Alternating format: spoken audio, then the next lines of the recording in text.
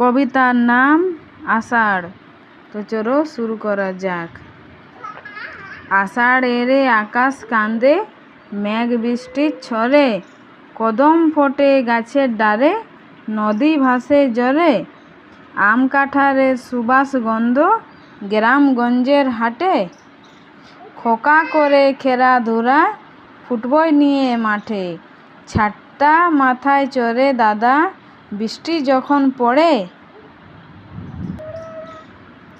কৃষক ভাইয়ে বর্ষাকালে সময় কাটে ঘরে, নদীর বুকে নৌকা ভাসিয়ে মাছ ধরে জেরে, রুই কাতরা বোয়াল মাছ খুশি হয় পেরে।